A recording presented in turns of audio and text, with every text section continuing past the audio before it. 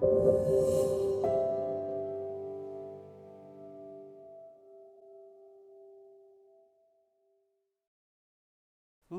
à vous tous et toutes. Alors, le droit au patrimoine dans la société de migration, pourquoi ça? Parce que tellement de personnes ne sont maintenant pas là où ils sont, où elles étaient nées.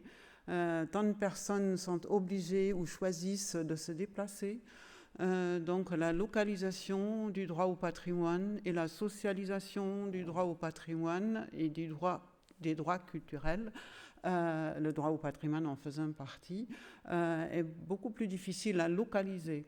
Et c'est pour ça que j'ai préparé d'abord un petit peu de théorie. Je faisais partie du groupe qui a élaboré la Convention de Faro.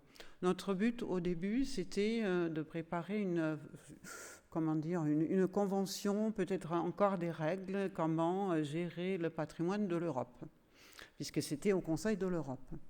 Et on a finalement découvert que le patrimoine de l'Europe, avec tous les essais que nous avions faits de trouver des objets qui qualifiaient, je sais pas, les cloîtres cisterciens, les routes de pèlerinage ou quoi que ce soit, l'architecture moderne.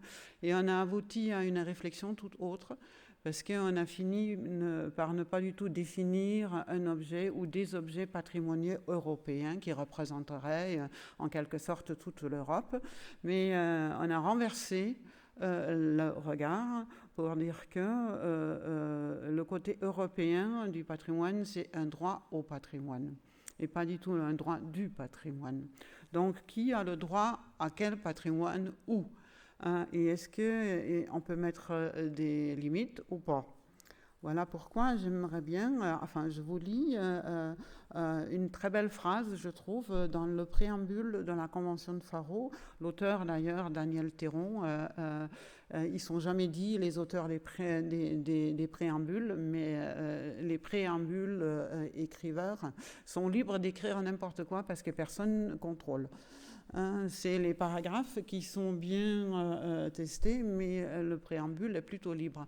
Et c'est pour ça que les préambules de beaucoup de conventions contiennent en quelque sorte, un discours philosophique beaucoup plus audacieux au niveau aussi de la qualité de la langue. Voilà pourquoi je trouve belle cette phrase. Reconnaissons que toute personne a le droit, tout en respectant les droits et libertés d'autrui, de s'impliquer dans le patrimoine culturel de son choix comme un aspect du droit de prendre librement part à la vie culturelle. Le prendre librement part à la vie culturelle, ça fait partie de la Déclaration des droits de l'homme de 1948, to freely participate in cultural life. Et là, on explore, bien sûr, dans des détails plus avancés, qu'est-ce que ça signifie pour le patrimoine. Donc le paragraphe que je trouve le plus intéressant dans notre contexte des droits culturels, c'est l'article 2, c'est la définition, parce qu'on ne définit pas dans cette convention le patrimoine à travers des particularités formelles, temporelles, artistiques, mais on définit le patrimoine à travers ceux qui s'en approprient. Donc c'est pour ça que le patrimoine culturel constitue un ensemble de ressources héritées du passé que des personnes considèrent, par-delà le régime des propriétés des biens, comme un reflet et une expression de leurs valeurs, croyances, savoirs et traditions en continuelle évolution. C'est-à-dire le patrimoine ici n'est pas du tout défini comme par exemple le fait la Convention du patrimoine mondial, où il faut bien faire l'étude des choses et bien les présenter et convaincre avec tous les arguments disponibles que la qualité formelle, historique, dramatique d'un lieu vaut une protection. Ici, les ressources héritées sont définies par ceux qui héritent, donc qui ont le souhait d'hériter en compagnie d'autres. Et voilà pourquoi le paragraphe B, une communauté patrimoniale. Je sais déjà qu'en France, le mot communauté est très difficile parce que tout de suite, on a le reproche du communautarisme. Ça a été reproché à la Convention de Faro, d'ailleurs. C'est une des raisons pour lesquelles la France n'a pas encore signé. même si la convention de Faro date de 2005. Hein, et il y a assez de signataires maintenant, alors on n'est plus minoritaire si on signe, mais la France ne le fait pas, parce que les acteurs culturels et les acteurs politiciens n'aiment pas cette idée de la communauté. Bon alors, la communauté patrimoniale se compose de personnes qui attachent de la valeur à des aspects spécifiques du patrimoine qu'elles souhaitent, dans le cadre de l'action publique, maintenir. Donc, une communauté patrimoniale, c'est des gens qui, ensemble, aiment bien ou veulent préserver un patrimoine quelconque. Et c'est un groupe ouvert, c'est-à-dire on a accès dans le temps, on peut s'associer, on peut aussi se dissocier. Donc la communauté patrimoniale, ce n'est pas une communauté ou alors un groupe de propriétaires, mais des gens qui s'associent à. Donc c'est un cadre social, suivant la belle formule de Maurice Halbwachs, un cadre social mouvant.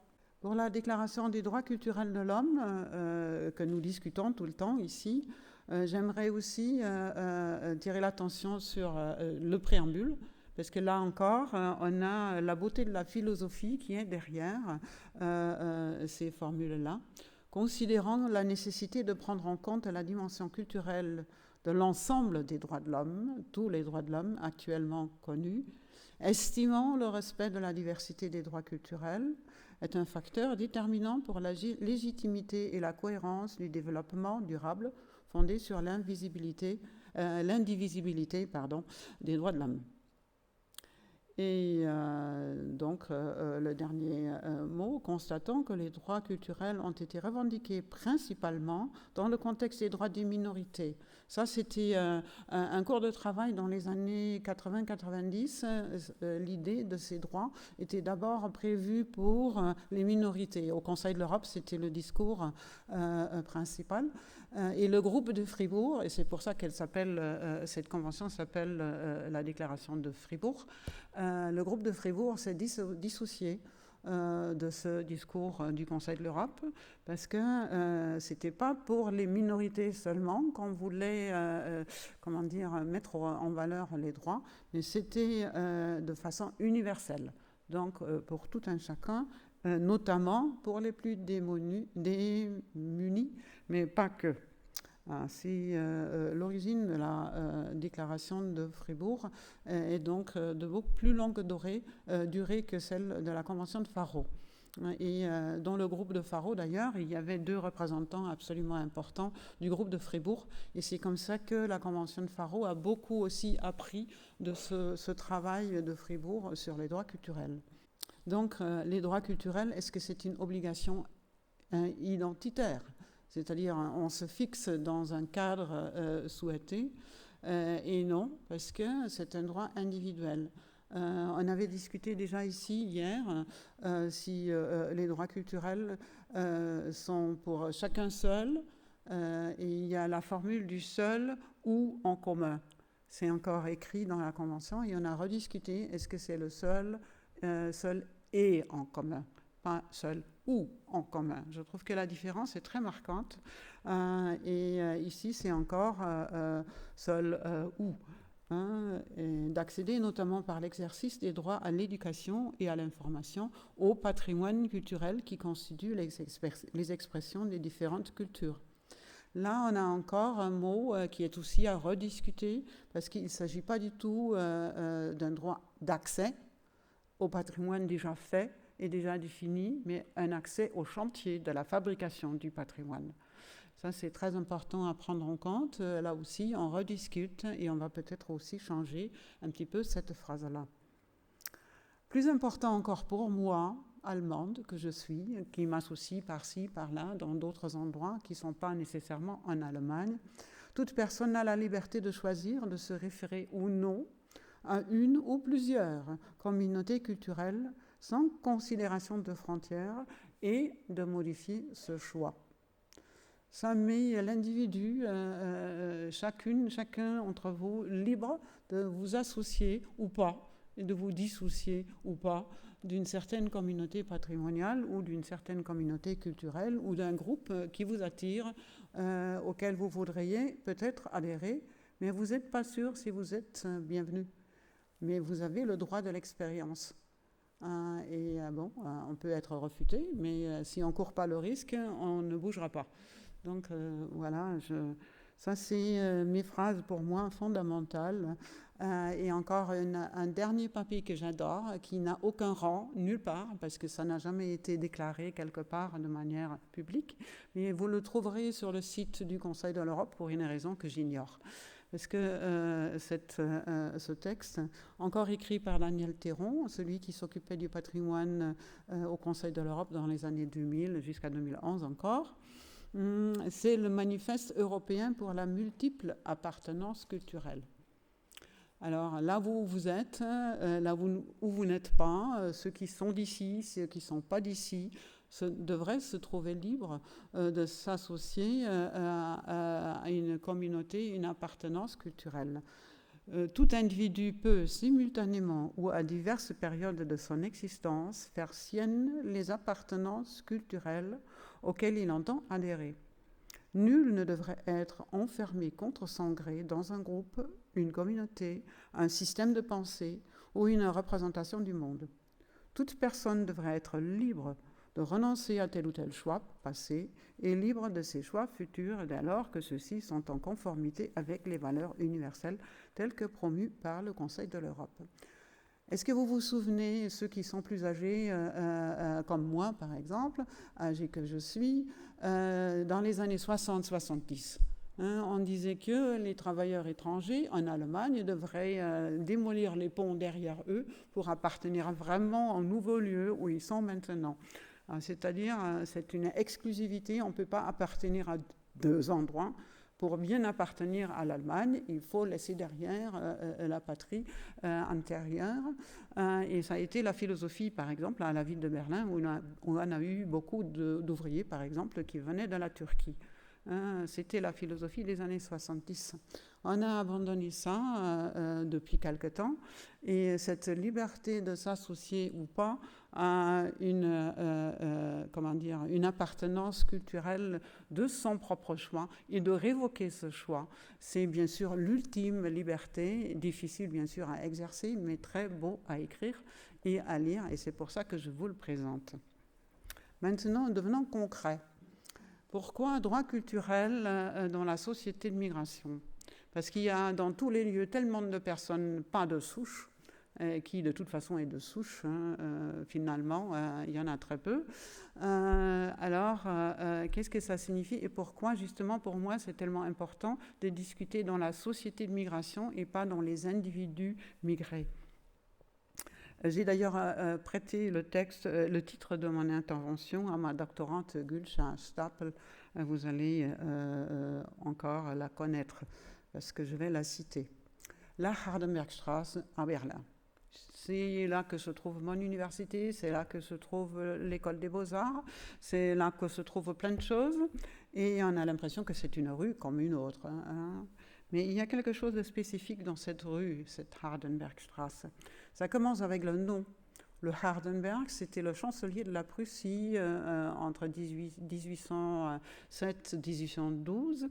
C'est lui qui était responsable pour la réforme radicale de l'État prussien, soumis après le traité de paix de Tilsit de 1807.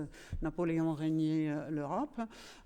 Et pour pouvoir se défendre, il fallait réformer l'État. Alors Hardenberg, c'était un des grands réformateurs de la Prussie. Comme ça, la Prussie est devenue un royaume moderne.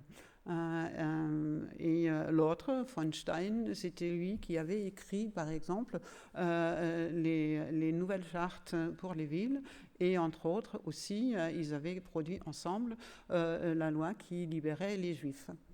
Parce que le droit de citoyenneté pour les Juifs en Prussie n'existait pas avant, et ça existe depuis que ces deux hommes ont fait leur politique, et ils sont tous les deux présents par la toponymie dans la Hardenbergstraße, et pour le Freiherr von Stein, à droite, vous avez même un buste commémoratif sur le gazon de cette place Steinplatz. C'est un lieu de commémoration diverses. Il y a plusieurs monuments qui ont été érigés. Là, on voit en voisinage, pas aussi près que sur mon écran, le monument pour les victimes du stalinisme, qui a été érigé déjà en 1951, après l'insurgence du 17 juin à Berlin-Est. Donc c'est un monument, comment dire, contre le stalinisme, mais pas nécessairement antisocialiste. Alors, c'est assez intéressant, assez complexe. Le monument pour les victimes du nazisme a quand même un lien local parce que ça a été construit avec les matériaux d'une grande synagogue bombardée pendant la guerre aussi, mais déjà détruite dans la Reichskristallnacht. Donc pour les victimes du nazisme. Nous avons donc les réformateurs, nous avons donc les victimes, et nous avons encore une victime beaucoup moins connue que les autres. C'est un jeune Turc qui a été condamné à prison et qu'on allait renvoyer en Turquie. Il a eu un procès, il a été incarcéré, il n'avait rien fait, on lui reprochait quelque chose, il ne pouvait pas du tout s'en sortir, même avec un avocat qui était quand même bien entraîné. Et le jour de son tribunal, qui était au 4e étage d'un bâtiment près de la gare Zo, il était tellement perturbé et complètement malheureux qu'il s'est jeté par la fenêtre et il est mort, parce que c'était au 4e étage. Kemal Altoun, alors Cemal Kemal Altoun était victime de la politique actuelle dans ces temps-là, de traiter justement des relations avec la Turquie et aussi avec les ouvriers turcs, et avec justement il y avait comment dire, c'était pas une loi mais une convention qu'on allait livrer les personnes persécutées en Turquie, on allait les renvoyer en Turquie. Et ça avait fait tellement peur à ce Kemal Altoun qu'il s'est jeté par la fenêtre. Et ça a été commémoré en direct. Et puis plus tard, ce monument a été érigé, fait par un sculpteur iranien. Donc c'est un monument commémoratif pour une victime dans la société de migration.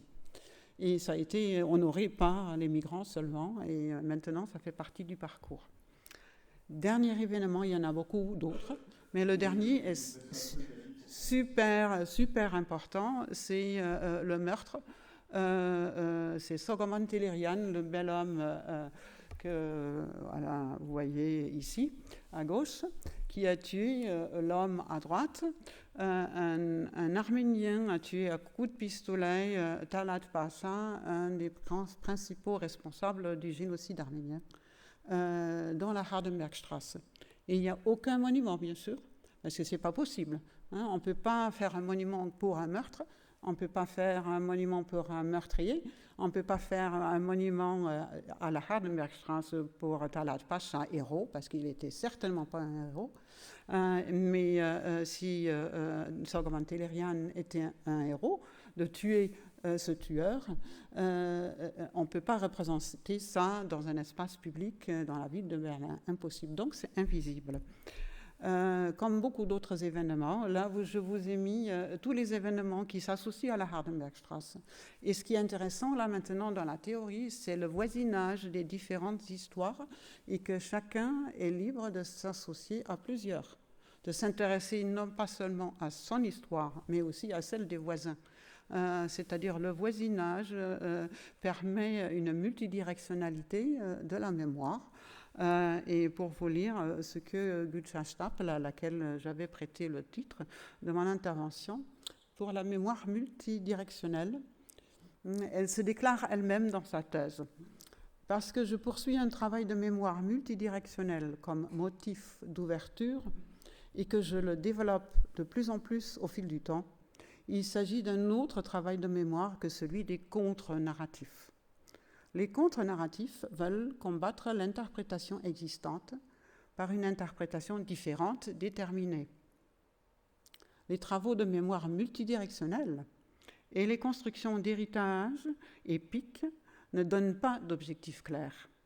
La mise en relation de multiples lieux de mémoire, le long du grand récit thématique sur la fuite, l'exil, la persécution, se fait certes par association, mais n'est pas une astuce purement didactique, car la proximité spatiale et le chevauchement thématique existaient.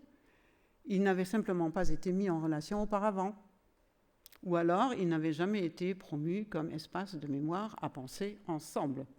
Ça, ce sont les mots de ma doctorante, et je trouve qu'il y a une grande, beauté aussi dans ce passage, et je vous ai ajouté, là, à peine visible, je suppose, pour vous, les livres clés. Donc, c'est sa thèse publiée, c'est Michael Rosberg, Multidirectionality Memory, multidirectionnel, et pour moi, la Bible, ça, c'est le livre le plus important, Maurice Halbwachs, Les cadres sociaux de la mémoire. Pour arriver au lieu que je veux discuter en deuxième partie de mon exposé, donc les lieux des harkis. Moi, allemande, donc libre électron, je suis intellectuelle, je peux voyager où je veux, mais où est-ce que j'appartiens ? À quoi est-ce que je m'associe ? Comment est-ce que j'utilise, je mets en valeur et en réalité, cette convention des droits culturels et aussi la convention de Faro. Je suis voyageuse, et j'ai voyagé. Une chance, une coïncidence m'a amenée dans ce lieu vide. Pour vous dire avant, j'avais déjà vu au ancien musée de l'immigration. Là maintenant, il a été complètement refait et très bien refait. Mais au début, il y avait déjà le musée de l'immigration au palais de la Porte Dorée. J'avais vu un placard de la Sonacotra. J'ai appris ce que ça voulait dire. Je ne sais pas du tout le dire correctement, mais il s'agit des Algériens. Ça, c'est très clair. Dans ce placard, il y avait à l'intérieur une photo d'une grande mosquée blanche. Alors je m'étais dit, bon, celui qui avait eu ce placard avait un petit peu de chez lui dans son placard. Alors ça m'a beaucoup touchée parce que je me suis dit dépaysée, peut-être même persécutée dans le pays d'où venait cette personne. Il a mis quand même cette photo pour être un tout petit peu chez soi, mais à l'intérieur de l'armoire seulement. Parce qu'à l'extérieur, c'était pas bien vu. Donc ça, j'avais déjà vu au musée de l'immigration, mais j'avais aucun détail sur le sort des harkis. Donc c'est la lecture de plusieurs romans qui m'a attirée vers ce sujet-là. Et j'avais demandé, mais alors, à Azaya Rahmani d'ailleurs, vous connaissez peut-être ses livres, elle est fille d'harki, parce qu'elle est historienne de l'art, je l'avais rencontrée à l'Institut national d'histoire de l'art. Alors les traces, les lieux, ces villages, est-ce qu'on peut les visiter ? Elle a dit, non, tout est démoli. Alors, c'était pas vrai, hein, mais pour elle, c'était ça. J'ai demandé à quelqu'un d'autre, et ça, c'était un ami arlésien qui m'a dit, mais oui, alors tu viens me visiter et tu vas au Mastiber. Parce que son papa va à une pharmacie, et le Bachaga Boualam, un personnage très important pour le Mastiber, était venu dans son labo. C'est comme ça que, par intermédiaire, j'ai appris qu'il y avait ce lieu du Mastiber. J'y suis allée, en voiture, seule. Et je n'ai pas trouvé. Alors, je me suis dit, mais où c'est ? Alors, le Mastiber, c'est un village. Alors, j'ai trouvé le village, mais il y avait un lieu d'habitat qui avait été créé en 1962-3, quand arrivait le Bachaga Boualam avec son groupe de harkis d'un certain lieu en Algérie, que je ne vais pas rediscuter, là, ça mène trop loin.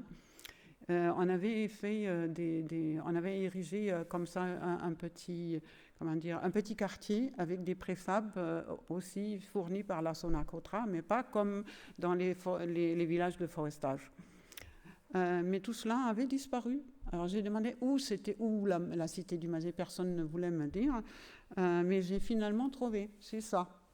C'est un vide, c'est un rien, c'est plat, et rien ne pousse. Alors, je me suis encore approchée. Alors, rien ne pousse. Pourquoi ? Parce qu'il y a encore la dalle. Donc, la dalle qui avait été d'abord faite, et là-dessus, on avait construit les maisons. Les maisons sont absentes, mais la dalle est toujours présente.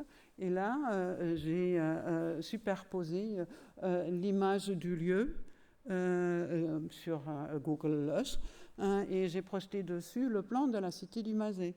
C'était ça qui a existé et qui n'existe plus, donc il n'y a plus que ce vide. Donc il y avait encore cette école qui a été démolie à la fin.